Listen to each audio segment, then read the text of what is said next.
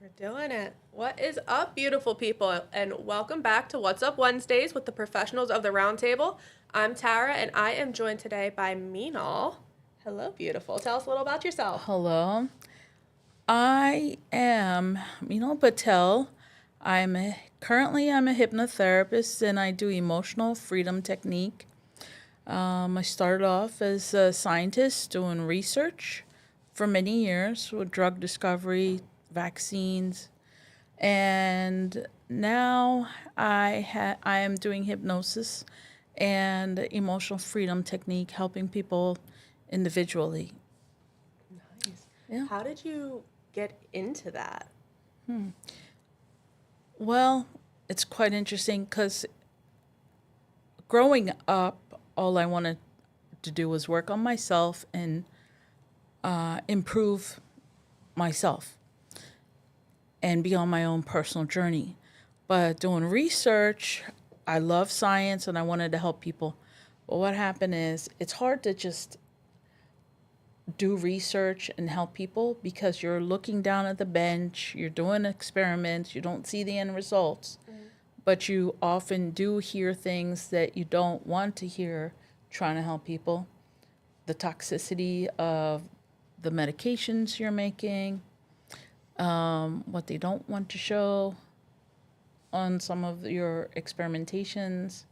And what I understood was we're always increasing the lifespan of the person who's sick. If you're sick, you're miserable. True. Yeah. True. You either have aches and pains or you're not functional in one way or another. So I always thought about it and thought, why would you want to live a longer, more miserable life? There's no point in increasing quantity when what you want is quality. Right. I would rather have a better life, a happier life. Even if that was cut short, I would feel fulfilled and content. So, doing the research, I wanted to do something different. And I talked about it in the lab, but people didn't understand what I was trying to say. And after my daughter was born, I had an opportunity. So I couldn't physically function the way I used to. I ended up with health issues. Blessing in disguise gave me time to be home, raise my kids, and find something new to do that I can work around my functional hours. And doing hypnosis and emotional freedom technique, I also learned shamanism and a lot of different techniques and things I learned. I kind of mesh it in together in a session. And it helps me bring quality to the person I'm working with. I help them when I can help myself, Right. So, and if I feel good about it, then they can feel good about the end result. Absolutely. Yeah. So I've heard you mention, what was it, the freedom of emotion technique? Is that what you said? Emotional freedom Emotional technique. freedom. Yeah. What is that? Emotional freedom technique is tapping on superficial acupuncture points, bringing up your feelings, and talking about talking it through, basically, what happened that you want to release. Yeah. And what happens is you kind of give it a number, an intensity about the emotion. Let's say you have some anger going on about some past thing. What's the intensity of your anger? You give me the number, we tap on it, and as we're tapping on the superficial acupuncture points, you're releasing the thought, the emotions, and the energy of the whole experience that happened from your whole system, from your body, your mind, everything. Yeah. So when you say tapping on it, you're not using like the acupuncture needles, or you Oh, just no. Tapping like this, see? Is a superficial acupuncture point. Here's another one. Here's another one. Yeah. So they're all points that you're normally sensitive to on your body. That's the points that we use, and they hit if all the meridians in your body, acupuncture meridians. So all the organ systems, So it's clearing it from your gallbladder meridian, your large intestine, all the meridians you have. So it should clear it from wherever you stored it, because everybody stores their thoughts and emotions in different places. Yeah, and that makes sense. Yeah. Is there like a limit? Like, can you just work on overcoming experiences that you've had, or can you work with people who have like deep, intense phobias? Oh, anything. Yes, EFT works on lots of things. In fact, it's good for PTSD. Mm-hmm. It started off where the originator, and I don't remember his name right now, but he was a psychologist, and he was working with a woman for 2 years. And she had a phobia of water. She could not even drink water without having fear. And so she was coming to him for 2 years, and he was doing everything to help her, but nothing was changing. And he started to read books on acupuncture. And the thought came to him, what if because he wasn't an acupuncturist, so he thought, what if I tap on those points and have her talk about the issue, because he was a psychologist. Mm-hmm. And that's how it started. And he just tried it one day. And she walked out and drank water from the water fountain, and there was no fear. Interestingly, what the fear was related to for this woman was a past life. She actually drowned it in her past life. That's why she was afraid of water. So, yeah, and he cleared it away just by tapping on superficial acupuncture points. Yeah. That's just, every time somebody comes on here, I'm like, wow, that must be so rewarding. But I mean it must be so rewarding. Definitely. Especially, like, have you ever had any, like, wicked cool cases like that? Oh, yeah. I mean, I talk about this woman's case all the time because it's quite interesting. She had sexual abuse in her childhood, traumatizing. And every time she was in front of me at my office, she would talk about everything else that was giving her trouble, mm-hmm. making her frustrated, angry, and we would address those things. But then every time she was away from me and she happened to call me, she would talk about, oh, and by the way, I was sexually abused as a child. Okay. Why are you talking about it on the phone? You didn't mention it while you're in front of my face in the office? She's like, no, I've had years of therapy. I'm good. I'm over it. But she brought it up. So for me, it was obvious it was still going on. So she did that several times and brought up several times of how she had been raped and abused. Finally, she had to go on a trip. She was in her 40s. She had to go on a trip for her school to the Shenandoah Valley, to the forest, right? And for her schooling. And she was coming in, having anxiety for an entire month before her trip. And I said, come on, what are you afraid of? You keep wanting to address it, but somehow we're not hitting the target. What really are you afraid of? Bears? Snakes? And she said, no, the men. I said, the 19-year-olds? She says, yeah. I said, all right. I don't care what you say. Let's do the EFT on this subject. Mm-hmm. She says, no, I did it for years. I said, please, let me just give it a try for you. One session, okay? And on the weekend, she called me.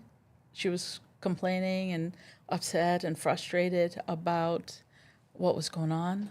Her aunt was in the hospital. She had to prepare for her trip, and she had taken on work, so she didn't have time, you know? And she was frustrated that she didn't have time to be ready for the trip. And so she was talking about that. I said, wait a minute. What happened to the fear of men on your trip? She says, oh, that? No, I'm fine. And there was such a feeling for me at that time when she said that. I said, wow. And even now, and that was a long time ago. Yeah. Even now, she's not at that place since we did that EFT. Yeah, you got her You know? past it. Yeah, I mean, the technique is amazing. The person always has to be willing. Yeah. They have to be willing and wanting to let go what they're holding on to. And they have to be open to either the EFT or the hypnosis, And if that's the case, then we can do a lot of good work together, Absolutely. Yeah. And I feel like part of that too might have been a little bit of your intuition coming through, Yeah, reading the situation and for sure. gentle nudges. Sure, yes. Because, every time mind is very tricky. Yeah. So people will say, oh, this is what's bothering me. This is what's upsetting me. I know. But if you listen to what they're saying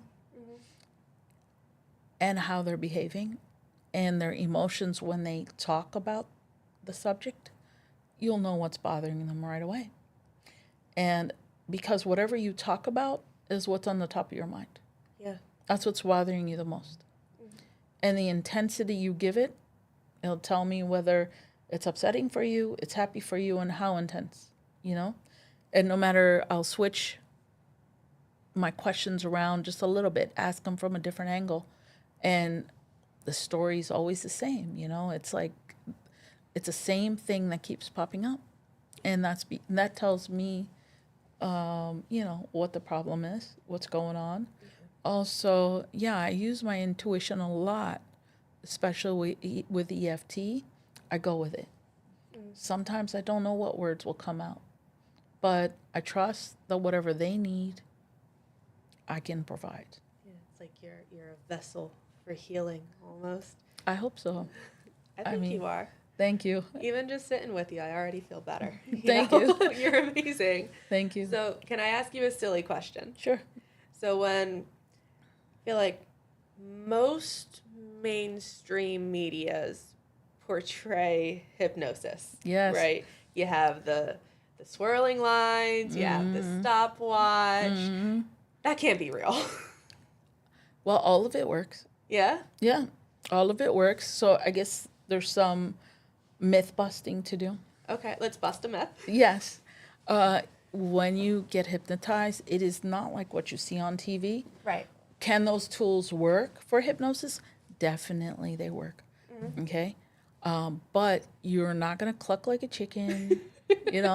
You're going to remember and you're going to hear everything in the room that's going on. Right. You're in a trance, but that doesn't mean you're turning off all your senses, Because even when you're sleeping, your ears are listening. Yeah. When there's a loud noise, you wake up. Yeah. Well, hypnosis is a similar thing. Hypnosis is about accessing your subconscious mind. And 88% of your mind is subconscious. 22 is conscious. And why do hypnosis to begin with is because 88% of your mind is subconscious. You use hypnosis to access the 88%, which you cannot do in your waking hours. Right. All right? You only do it when you're sleeping. So it's similar to sleeping, except for now you're consciously awake or aware, Right. okay, while you're in a state of trance. That's the experience. So if you don't agree with something, it doesn't matter who's hypnotizing you. Your conscious mind will say, no, I don't want to do that. And it'll block the person. Right. So there's no fear of that. The thing is, when you see stage hypnosis and people doing this kind of thing, they are constantly hypnotizing you. And then they're finding the one that's most susceptible. They're called somnambulists. And they invite those people on stage because they know. Your eyes are glazed over. You're already showing signs and symptoms of being under hypnosis. And they call them on stage and further hypnotize them. That's why they do what they say.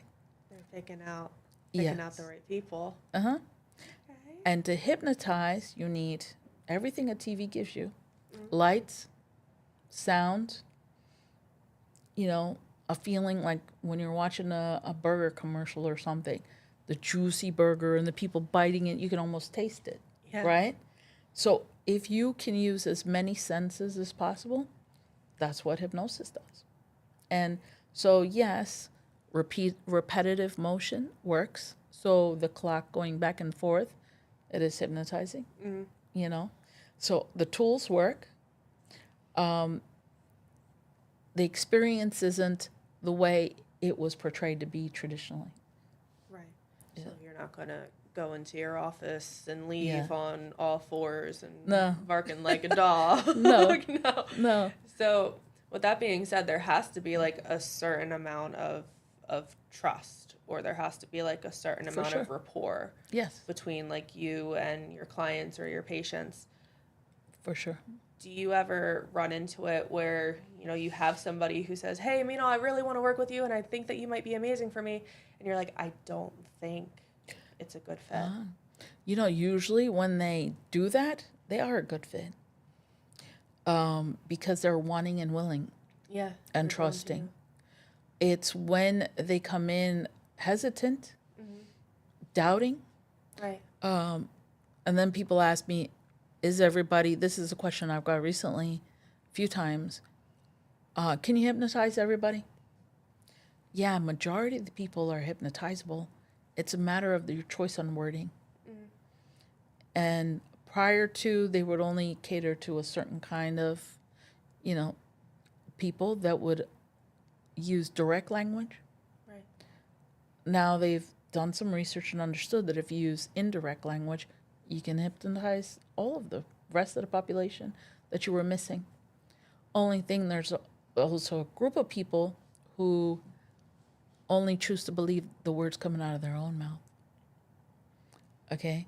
So that's a little extra work Yeah. where I have to ask you the question, direct the question, so you answer your own question without me saying it. So in that hypnosis, that's how it works. It's a matter of how you're asking a question. Right. Then you can hypnotize. Now, the only reason I would say no to somebody is if they are using it to enable, and that's happened before. There was one client that was saying she was having issues, and she was having issues going from therapist to therapist, but as a reason to control others around her, saying she's got problems. Yeah.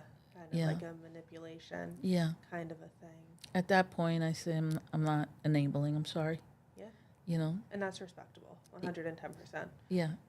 You got to do what you got to do sometimes. Like, there has to be a line that gets drawn in the sand somewhere. For sure. And then if we're going to circle back a little bit, Okay. we're rewinding for a second. Okay. You also mentioned in the beginning something about shamanism. If you were to explain that to your everyday lady. Okay. Yes. Shamanism is a belief system of the Native American people. Right. And Native Americans are very much in touch with the earth. So they go by moon cycles, sun cycles, and they follow the energy. And Mother Earth is very important to them. It's an ancient culture, and they know a lot. It's interesting because it goes along with Hinduism too, because Indian people do the same thing, go by the moon cycles and the sun cycles. So it just resonated with me right off the bat, right? I said, oh, we do that too. And so I learned meditations and things that they taught, Right. and learned a little bit different about the energy of the earth. But their techniques are quite amazing in their healing. Shamans do a lot of healing from herbs, Yeah. or they do healings with energy. And I don't do the herbal stuff, but I use their meditations. I actually just incorporate it right into the hypnosis. And it's had quite an effect on my clients. You know, if you need help, you ground something to the earth. If you have an emotion that you can't handle, Native American belief system is Mother Earth can handle it. She'll take it for you, right? Give it to her. So it does work. It does help because mom is always somebody you visualize as your caretaker, your protector, right? So that will happen. Most of reality is what you make it. all Your reality perception. is yours. Yes. Right. It's your thoughts and your emotions that create your reality. All right? If your thoughts and your emotions are not in alignment, you'll create your fears. If they are in alignment, you'll create exactly what you want. Because they say your mind can give you 100% of what you ask for it. What are you asking? Right? Yeah. Yeah. So that's the question. And most people don't know what they want. They're not asking the question. They're like, yeah, I'm doing this. And go, why? And they'll go, because I have to. I was told to. This is what happens. So it's not necessarily what they're choosing to do. Yeah, and especially I feel like this day and age where, most people are chronically online, it's become almost like a trend to be so pessimistic now. So it's so much easier to say what you don't want, Yes. what you don't like. You're right. And I feel like at that point, you're going to see the pattern and you're just going to start noticing all the bad things, and then you lose track of the end goal. Very true. People are so focused on their past and their problems, and they just want to sit there and cry about it. Yeah. And, And put in the work. yes. And my feeling is you want to cry about it, go right ahead. I'll give you tissues, but do you want to come and see me and find a solution? Yeah. Do you want to get through it? Yes. Light at the end of the tunnel. Yes. Absolutely. Yes. So there's also, I'm trying to remember what it's called. This is from back when I was in school. I think it's like psychosomatic symptoms where like your mind can affect like your body and. Oh, definitely. They're also called body syndromes. I understand exactly what you're saying. So, for example, because everything starts, and this is something that people don't understand, because people go to the doctor for medication. Where's the root of the problem? Right now, they're going from, instead of the doctor, they'll go to the acupuncturist, which is great. All these things will help. Or a physical therapist, massage therapist, Reiki. Right. All these things will help. Where's the root of the problem? It's the mind and the emotions, right? So what happens is that's where everything starts, everything. If your mind and your emotions are not in alignment, where's the toxic feeling going to get stored? Everybody stores their toxic, negative feelings in different places. Some people, they get nervous and upset, and it's a gut feeling. Yeah. Especially if you're going against your intuition and what you want to be doing. Yeah. It's a gut issue. You'll have lots of stomach aches. So butterflies in the tummy. Yes. The feeling. Yes. Yeah. Other people, and it's literal what's happening. If there's something you don't want to hear and it's happening in front of your face and you don't want to hear it, you'll begin to lose your hearing. It's literal. Okay? Like I'll give you an example. If there's one story that I was told by somebody, the husband and the wife, right? The husband was cheating. The wife didn't want to hear about it. She was having hearing problems. And she didn't understand why. She was going to the doctor. The only thing that helped was understanding that she has to listen and acknowledge. It's like her mind was trying to Block it her out? heart Yeah. almost. Yeah, I mean, imagine when you want to say something to somebody so bad, but you stop yourself, your jaw clenches. Yeah? Yeah. Next morning, you feel like you have TMJ. You're sitting You there know? rubbing, or after you get stressed out for a while and you can feel it like in the back of your neck, Yes. Yes. like those kinds of feelings. Yes. And or you get the headaches, you know? Tension headaches. Yes. All the time. You got it. So this is, it's your thoughts that are stuck or your feelings are stuck or both, Yeah. And the feelings, they're stuck in certain areas in your body according to how you intake that stress. And different emotions we take differently. So different emotions will live different places, They'll just find their own spot. Yeah. And then they nest there until you kind of get a little bit of help. I'm going to check the chat really quick. Sure. So, do you find that like everything works best when you're able to incorporate all of your techniques, or is there like a time and a place kind of a thing? Yeah, I think there's a time and a place, right? What I find is hypnosis is great when working with young adults and children. Very easy. They don't have a past, or they have a very little of a past. So it's easy to go in there and address it and relieve their issue with hypnosis. Yeah. I find that those that have trauma, EFT is the right therapy to start with. And then I can incorporate hypnosis in there. Not that I can start with one way, but I don't find why, for me, when a person comes in front of my face, I want to do my best to help them out and show them that they're going to experience a difference after working with me. Yeah. I don't want them to go home without any information, understanding, or a change in their feelings before they walk out the door. Right. So I use the technique that is needed the most for them at the moment. And I do mix a lot of what I know. I mix the shamanism in there.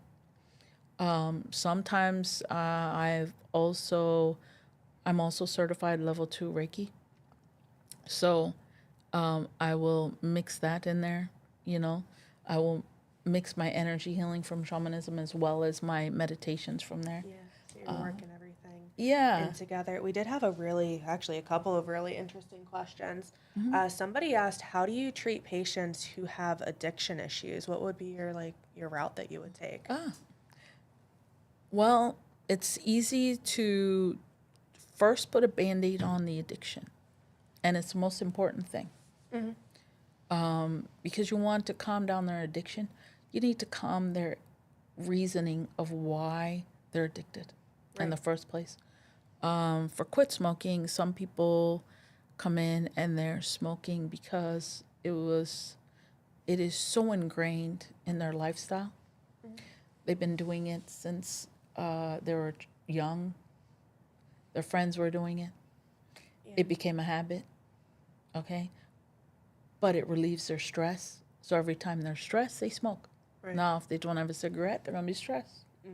So if I help them and give them techniques with hypnosis that will give them a solution, how to de-stress, deep breathing and other techniques like that. Yeah. Or give them an option without smoking, what would they do instead? Yeah. Maybe take a walk.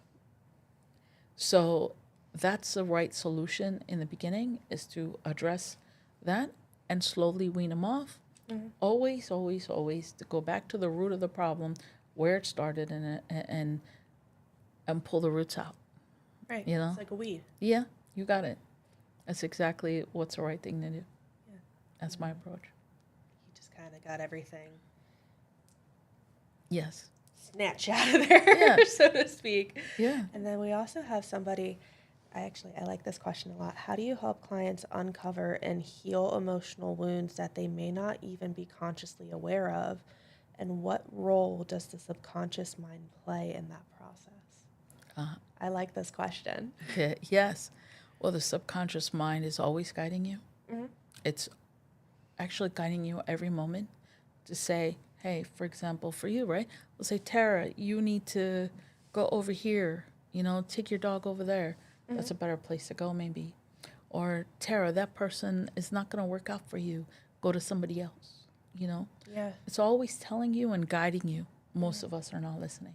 It's that like what they mean when they say like your gut instinct or your gut feeling? Yes, yes.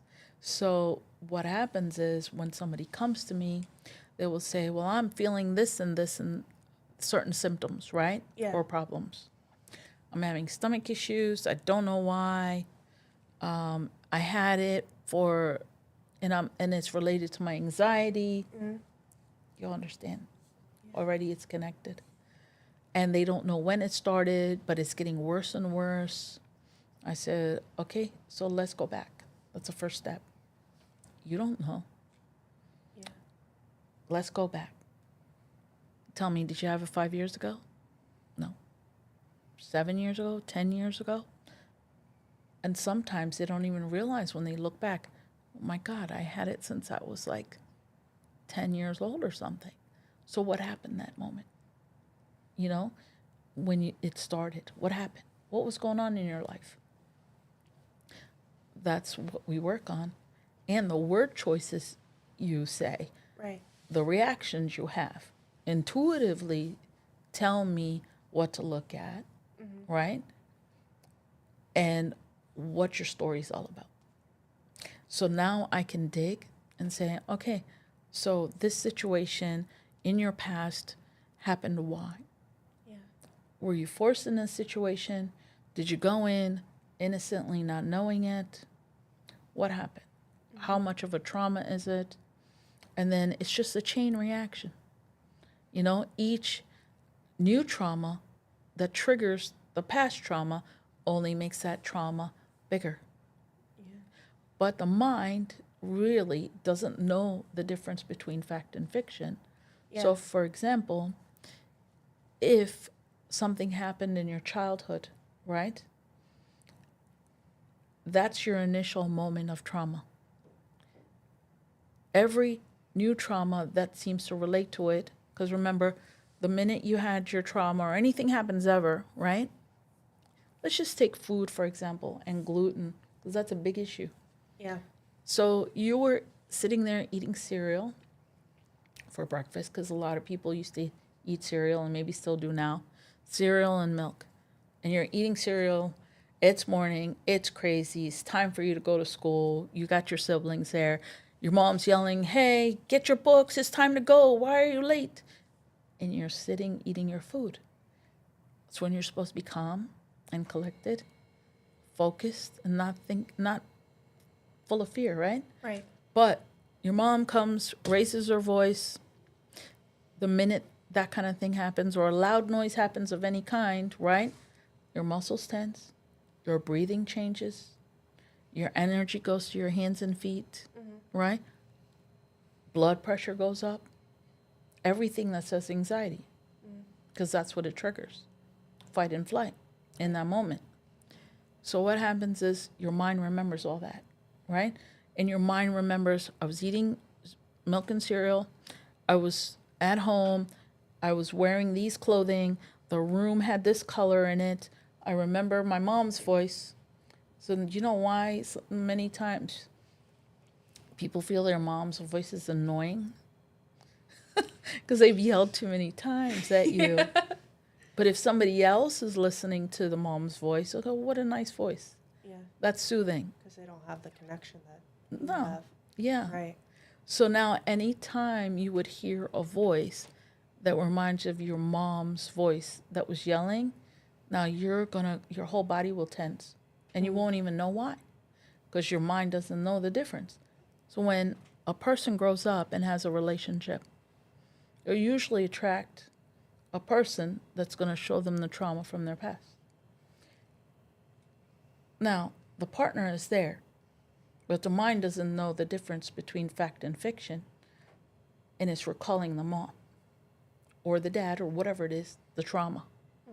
But they're superimposing it, so they're now putting all their emotions that they had, their frustrations, their anger, with their past onto the spouse, which is unfair, right? Because that's not what's happening. But the mind doesn't know the difference between fact and fiction. Right. So my job is to help you sort through all that and say, this is not what's happening. Let's dig further. Yeah. You know? That's what Put it the is. thoughts in a filing cabinet. Let's organize them. Clear out Exactly. the clutter. Yes. So it's almost like you're an archaeologist in a, Yeah. in a way, helping people dig everything up and in an Yes. appropriate way, Yes. especially. Very true. It had to take time to Mhm. get good at that, huh? Yes. Very Just true. being able to decipher. How hard was it to get the hang of like reading individuals and figuring out the right approach to take for each person? Well, you know, a funny thing, growing up, wanting to work on myself, if I work on myself, I know how to help others because I know how my mind works. Yeah. And then whatever I was doing, I always had an N of 4. It was me and my 3 kids. So I always experimented on understanding how the mind works with the 4 of us. Yeah. You know, I tried a technique and then I'd say, hey, kids, let's do this. And kids don't come back and say, hey, that worked unless it really did. They don't ask for it again unless it was working. And that's what I paid attention to. But my dad growing up, he was the person that everybody came to, interestingly, if there was a problem. You know, his friends, if they had a problem with their relationship, said, hey, can you please help me? And he would be like, all right, come on, let's sit down and have this conversation and sort this out. And he used to fix a lot of problems for people, you know? Yeah. So I think it just probably runs in the family, you know? It's in your blood. Yeah. It's in my blood. It's so cool how sometimes things just work out like that, where it's almost like Yes. you're genetically predisposed Yes. to be like a problem solver or somebody who helps somebody, which is almost insane. We've had almost your whole family on the Yeah. podcast now, and it seems to be true for you, where you're just a family full of healing. Yeah. You know what? And we love doing what we do, you know? Yeah. Each one of us seems to have a different path. You know, I do not want to touch people. Where Danny is doing acupuncture, touching, feeling. My kids who will be doing PT, they'll be touching and feeling what's going on. If I touch people or get close to them, even now with hypnosis, a lot of times I end up picking up their problem. So if they've got a stomach ache, I end up with one. Oh, So it's interesting that gives me an idea of what's going on with them, literally, because I feel their pain. It gets a little heavy for me because trying to feel somebody else's issues, it's physically draining, but it helps me help them better. absolutely. Yeah. Is there any possibility of you having a prodigy? I don't know. Joshan has my son you haven't seen yet on the podcast. He is minoring in psychology right now. Right. And it's possible. I mean, all my kids, Karina has been the best with this. She can assess people really well. But I don't think at this moment she's not ready to do what I'm doing. Yeah. That's okay. Yeah. Sometimes it took me until I was in my 40s to do hypnosis. It's okay. There's time. You can't rush perfection, right? No. Absolutely. And I Yeah. think there has to be also like a certain level of experience Yeah. behind it too, just to allow you to have I mean, Yes. the skill, the patience, Yeah. especially. I mean, being a mother has definitely prepared you to work with people, I'm sure. Oh my gosh, for sure. If it wasn't for my kids, I wouldn't be who I am right now. I mean, if it wasn't for anything in my past, I wouldn't be who I am right now. But my kids were really the fire to make me change, you know? You can get comfortable when you're living with yourself and deal with everything, or even if you're with your partner and you live and you deal with things and Right. stress and tension. But if somebody does anything to my kids that I don't agree with, Mama Bear. so that really encouraged me to say, no, this is not okay. Yeah. I'm going to change these things. And doing it with my children helped me change. And that was a huge transformation for me. And then I had to be authentic. I can't tell them, you do this and I'm going to do something different, you know? Right. I have to Practice not what be you a hip. preach. Yes. I don't want to be a hypocrite, you Right. know? And there were times that I felt like that, and I said, okay, I can't do that anymore. Not for my kids, not for my clients, Right. not for myself. Yeah. Yeah. Hold yourself accountable. Yeah. So, It's a hard thing to do, especially. yeah. Oh gosh, that is the worst thing. You don't know until you know. Right. And a lot of times your people may be pointing a finger at you saying, hey, you should know this thing. Don't you understand? They see you. It's hard to see yourself. And that's the problem with everybody. And what we're dealing with is we can't see ourselves. Right. So how do we know what we're dealing with or what's going on? No? You c- Self-reflection. Yeah, Do you get to use any of your techniques that you use on other people on yourself all the time. all the time? All the time. Oh, that's cool. Yeah. I do EFT on myself. Whenever I have a problem, I'll use the EFT, and that is my go-to thing. Yeah. Before it was hypnosis in the beginning when I first started, because I loved meditation. Exercise was my meditation. Used to love exercising. But when I stopped being able to do that, I was looking for other things. Right. And hypnosis or self-hypnosis, but that's different than hypnosis that is a therapy hypnosis when you have somebody else doing hypnotizing you, Right. because they're guiding you through the process. Well, where the other way, it's more like a meditation. It'll calm you down. If there's something that comes up, it comes up. Yeah. You don't have control over it. You don't know what's going to come up. Sounds scary. Well, you have to, yeah, you have to be ready to address it. Right. Yeah. Whereas if somebody else is helping you with a hypnosis, they can guide you in there, look at the spot that you need to look at, and change it for you. That's what the job of hypnosis or EFT is take what's not working for you, release the emotions of it, and put in what does work for you. And that discussion you have before the EFT or the hypnosis of what you do want instead of what's going on. Yeah. No? Do you have maybe any recommendations or any tips for like people who might be watching at home that they want to maybe look into it, but maybe they want to do a little DIY? Yeah, there are a lot of things out there. The one thing I really enjoy is Holosync or HemiSync technology. It's also called binaural beats. It's a good thing to put you in a state of trance. And because a lot of people have trouble meditating.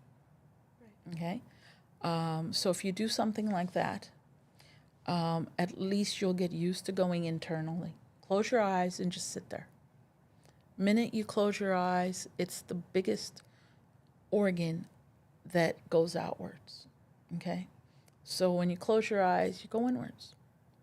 And when you go inwards, you're going into your subconscious mind. And that's a great help. Jeff Calcagni, which hopefully you'll meet in the future, he has introduced me to Sushumna Kriya Yoga meditation. And I do it daily, actually. And we go and as a group and do this maybe once every 2-3 weeks. And it really encourages everybody to focus and go inwards instead of outwards. Chanting helps with going inwards. I also do QHHT, which I didn't mention, QHHT. which is quantum healing hypnosis technique, discovered by Dolores Cannon. That is kind of like a 4 or 5 hour session where you contact the subconscious mind in the process. And you ask all the questions you wanted to ask, and it gives you an answer. The whole point of anything and everything is that, going deep and asking your subconscious, who am I? The whole journey is about who am I? What am I here for? What do I want with my life? If you work on you and yourself and you focus on you and your self-success, then everything will work out right. But everybody's always looking at somebody else. you know? Keeping up with the Joneses. Keep it, well, that, yes. And also, for example, you would know this experience as growing up. Everybody else first, you last. Okay? That's what we're all taught. Yeah. Everybody else first, you last. No matter where you go, whether it's at home, whether it's school or church, or anything. Everybody else first, you last. So you're busy taking care of 5, 10 other people, making sure they're happy, Yeah. right? But you forgot about yourself. Yeah. To the point where it almost feels like taking care of yourself is selfish. It does feel selfish, but it's the most important thing to do. Right. Because if your cup's empty, how can you fill somebody else's? Exactly. Yeah. Exactly. And not in a selfish way, but in a way that fills you, and it overflows. Yeah. In a positive way. Because you can only give so much until you have nothing left to give. Oh, for sure. Yes. That's why you don't want to spread yourself too thin. Absolutely. Yeah. Sometimes it's nice to just prioritize yourself. Yes. Yourself a little spa night. Yes. Or maybe a little session with Dr. Mino. Yeah, that's for sure. Well, I'm not a doctor, but yes. You're a doctor in my heart. Thank you. I appreciate that. I appreciate that. I actually want to tell a story. Tell a story. It's a story that Osho talks about. And Osho, also known as Rajneesh, he was an enlightened master that passed away in the 90s, late 90s or early 90s. Well, he tells a story about this woman, a Sufi mystic. Her name was Rabia. One day, it's almost dusk, or just about, and she's outside on her hands and feet searching for something on the road. And people come, they're looking at her, they're saying, "What are you doing, old lady?" She says, "I'm looking for something." I said, "What are you looking for? Let me help you." And they're like, it's okay, I'm just looking for something." So everybody slowly seeing this old woman come to help her search for something. And they're all on their hands and feet looking for something. And it's getting darker and darker by the minute. So they keep asking, "What are you looking for?" It's like, "Doesn't matter, I'm looking for something." So finally says, "Tell us exactly what you're looking for. Was it a needle?" She says, "Yes, it was a needle." So then somebody else asks, "Where'd you lose it?" She says, "In the house." "Why are you looking outside for it?" That's what everybody does. It's too dark in the house to look. There's light outside. So everybody looks in the wrong place for what they lost. And that's our reality. Your eyes and ears and all your 5 senses open outside of you. So you're busy searching outside for the answers, and that's not where you lost it. You are inside the house. So if you look inside and live your life mindfully, always making sure you're in alignment with yourself. Right. Know yourself. Yeah. That's all you're here to do. There's only one you at the end of the day. For sure. Right? Yes. There's only one you, so make the you that you are someone that you're proud of. For sure. Right? Exactly. I think that might be a beautiful note to end today on. Do Perfect. you agree? I agree. I agree. Thank you very much for having me. Thank you for being here, Ms. Meenal. Hopefully we have you on here again.